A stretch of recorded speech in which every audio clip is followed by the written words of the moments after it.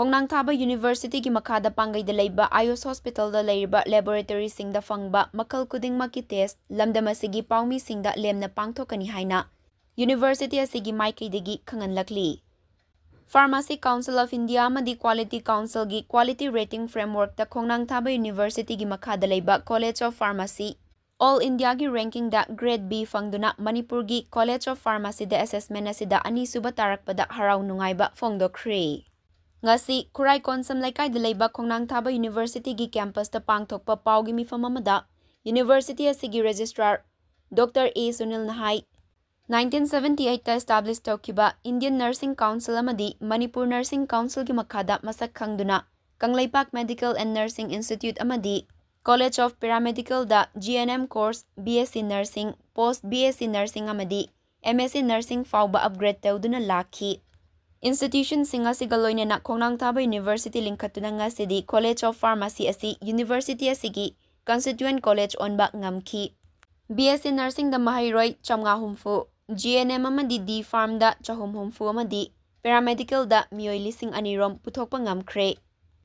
ꯃꯃꯥꯡꯗ ꯂꯩꯔꯝꯕ D farm ꯑꯃꯗꯤ B ꯐꯥꯔꯝꯒꯤ ꯁꯤꯠ 90 ꯑꯗꯨ ꯉꯁꯤꯗꯤ ꯁꯤꯠ 63ꯇ ꯍꯦꯟꯒꯠꯂꯦ ꯍꯥꯏꯈꯤ꯫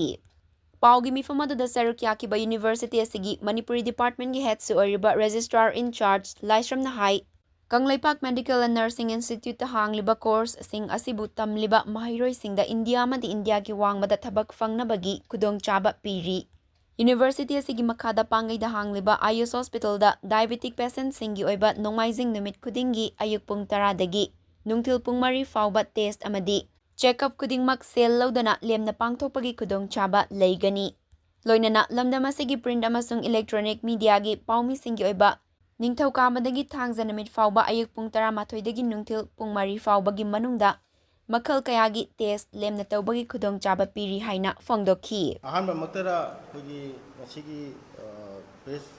ꯔꯤꯂꯤꯖ ꯄ꯭ꯔꯣꯒ꯭ꯔꯥꯝ ꯑꯁꯤꯒꯤ ꯇꯤꯟꯕꯤꯔꯤꯕ ꯃꯤꯗꯤꯌꯥ ꯄꯥꯔꯁꯟ ꯑꯃꯗꯤ ꯑꯇꯣꯞꯄꯁꯤꯡ ꯑꯩꯈꯣꯏꯒꯤ ꯈꯣꯡꯅꯥꯡ ꯊꯥꯕ ꯌꯨꯅꯤꯚꯔꯁꯤꯇꯤꯒꯤ ꯀꯣꯟꯁꯇꯤꯇ꯭ꯌꯨꯌꯦꯟꯠ ꯀꯣꯂꯦꯖ ꯃꯈꯥꯗ ꯂꯩꯕ ꯃꯔꯨꯑꯣꯏꯅ ꯀꯣꯂꯦꯖ ꯑꯣꯐ ꯐꯥꯔꯃꯥꯁꯤꯒꯤ ꯇꯤꯆꯤꯡ ꯁ꯭ꯇꯥꯐꯄꯨ ꯑꯍꯥꯟꯕꯗ ꯐꯣꯡꯗꯣꯛꯆꯔꯤ꯫ ꯉꯁꯤ ꯇꯧꯒꯗꯕ ꯄ꯭ꯔꯦꯁ ꯔꯤꯂꯤꯖ ꯑꯁꯤ ꯑꯩꯈꯣꯏꯒꯤ ꯐꯥꯔꯃꯥꯁꯤ ꯀꯥꯎꯟꯁꯤꯜ ꯑꯣꯐ ꯏꯟꯗꯤꯌꯥ ꯑꯃꯗꯤ ꯀ꯭ꯋꯥꯂꯤꯇꯤ ꯀꯥꯎꯟꯁꯤꯜ ꯑꯣꯐ ꯏꯟꯗꯤꯌꯥꯅ ꯁꯤꯜꯂꯒ ꯄꯥꯡꯊꯣꯛꯄꯗ ꯀꯣꯂꯦꯖ ꯑꯣꯐ ꯐꯥꯔꯃꯥꯁꯤ ꯑꯩꯈꯣꯏꯒꯤ ꯈꯣꯡꯅꯥꯡ ꯊꯥꯕ ꯌꯨꯅꯤꯚꯔꯁꯤꯇꯤꯒꯤ ꯀꯣꯟꯁꯇꯤꯇ꯭ꯌꯨꯌꯦꯟꯠ ꯀꯣꯂꯦꯖ ꯑꯃꯅ ꯂꯩꯔꯤꯕ ꯃꯁꯤꯁꯤ ꯑꯩꯈꯣꯏꯒꯤ ꯑꯣꯜ ꯏꯟꯗꯤꯌꯥ ꯔꯦꯡꯀꯤꯡ ꯄꯤꯕ ꯃꯇꯝꯗ ꯒ꯭ꯔꯦꯗ B ꯐꯪꯗꯨꯅ ꯃꯅꯤꯄꯨꯔꯒꯤ ꯀꯣꯂꯦꯖꯁꯤꯡ ꯈꯪꯂꯛꯄꯗ ꯑꯅꯤꯈꯛ ꯈꯪꯒꯠꯂꯛꯏ꯫ ꯈꯪꯂꯛꯄꯗꯨꯗ ꯑꯩꯈꯣꯏꯒꯤ ꯀꯣꯂꯦꯖ ꯑꯣꯐ ꯐꯥꯔꯃꯥꯁꯤꯅ ꯑꯅꯤꯁꯨꯕ ꯇꯥꯔꯛꯄ ꯃꯇꯝꯗ ꯑꯩꯈꯣꯏꯒꯤ ꯁꯤꯒꯤ ꯍꯔꯥꯎ ꯇꯌꯥꯝꯕ ꯐꯣꯡꯗꯣꯛꯆꯕꯅꯤ꯫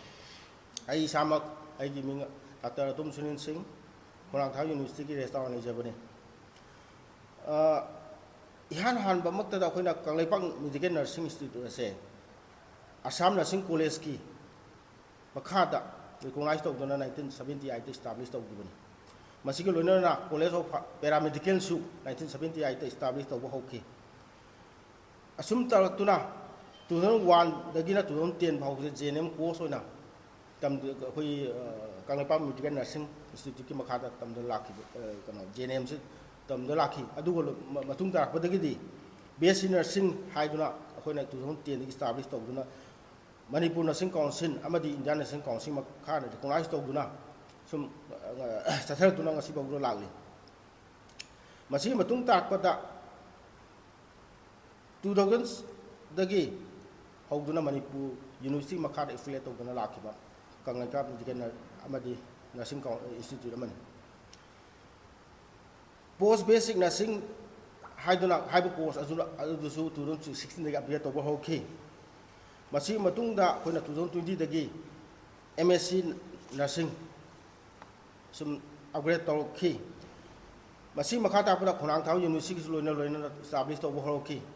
ꯑꯁꯨꯝꯅ ꯏꯁꯇꯥꯕ꯭ꯂꯤꯁ ꯇꯧꯔꯛꯇꯨꯅ ꯀꯣꯂꯦꯖ ꯑꯣꯐ ꯐꯥꯔꯃꯥꯁꯤ ꯁꯤ ꯑꯩꯈꯣꯏꯒꯤ ꯈꯣꯡꯅꯥꯡ ꯊꯥꯕ ꯌꯨꯅꯤꯚꯔꯁꯤꯇꯤꯒꯤ ꯀꯣꯟꯁꯇꯤꯇ꯭ꯌꯨꯌꯦꯟꯠ ꯀꯣꯂꯦꯖ ꯑꯃ ꯑꯣꯏꯅ ꯑꯃꯗꯤ ꯀꯪꯂꯩꯄꯥꯛ ꯃꯦꯗꯤꯀꯦꯜ ꯅꯔꯁꯤꯡ ꯏꯟꯁꯇꯤꯇ꯭ꯌꯨꯠꯁꯨ ꯀꯣꯂꯦꯖ ꯑꯣꯐ ꯑꯩꯈꯣꯏꯒꯤ ꯈꯣꯡꯅꯥꯡ ꯊꯥꯕ ꯌꯨꯅꯤꯚꯔꯁꯤꯇꯤꯒꯤ ꯃꯈꯥꯗ ꯀꯣꯟꯁꯇꯤꯇ꯭ꯌꯨꯌꯦꯟꯠ ꯀꯣꯂꯦꯖ ꯑꯣꯏꯕ ꯉꯝꯈꯤ꯫ 2021ꯗ ꯗꯤꯄ꯭ꯂꯣꯃꯥ ꯏꯟ ꯐꯥꯔꯃꯥꯁꯤ ꯁꯤ establish tꯧba horki madu makha ta ko ina bachelor in pharmacy B Farm 2025 tigi establish tauki amadi khonang thau university na examining body oiduna ngasi bawda pangthok tuna lakli ngasi pawda khoina BSc nursing digi 560 student puthopang ngre JNM da 360 putoki adugo paramedical dal mi lising ani maya phau putoki D Farm da 360 student ngasi phau putokre masi loirana akhogi mamang da leramba akhogi kano D Farm gi amri B Farm gi sit aji 40 ni hojingna 66 da upgrade tawdan lai ngasi akhoina aina hajaning baje akhogi Pharmacy Council of India na amadi Quality Council of India na pangtholiba ngasagi moigi joint ranking and grading system and moina rating assessment pangthui by assessment ase National Aggregation Board for Education and Training haiba akhoi samna nabet haiba sida bagi portal na thaglak bani thaglai ba sida akhoi performance asibu akhoi ngasi phau da College of Pharmacy na pangtholi performance ki matungina ngasi upgrade grade B gi pirakpani tasengna hargadi grade B have say akhoi tasengna hargadi ngasi Manipur oina de khwaina wang ngasi phau da khwaina wang ba grade ama oiduna lali adiga masi loina na akhoi atopa Manipur da chumna de college ani khatani ngasi phau da ngasagi grading de lagi si aduga magi lagni ba grade government polytechnic ni moidi grade to D doina lai adi yang compare to matam da yamna wang na grade wang na lai masi loina na akhoina matung ta ko so khoi grade wang na ba hona jagani na so haijari masi loina na ina haijaning ba amakak su lai akhoi gi khonang thau university ki makhada laiba akhoi nursing institute lairi pharmacy lairi masi natana akhoi clinic su laijari haiba clinic asida numajing khuding ki free testing tawdana diabetes test to su free da tawjari masi natana atopa testing tawbring sing su lemhori ba numising habdi Monday to Saturday sing da su akhoi na paisa amta lawdana free da test tawri tawbudabu hana mangdong na advance pibiro advance booking to biro matungda haiba testing asi to bibe yagani haiba mafam na akhoi khonang thau university gi akhoi extension campus ona laiba panghai da adum lapiduna sing khudong jab su logje lobina ban ningsing jare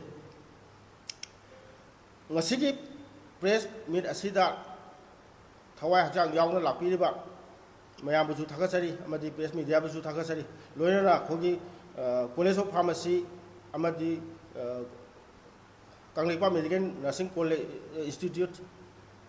khonang thau university ki makha laiba team Rasing amadi Nansing staff singa ngasigi PCI amadi QCI na pangthokpa mani akhoi College of Pharmacy bu grade B gi dong ta harau taram ba su pongdok chei na pongdok chei thank you of the record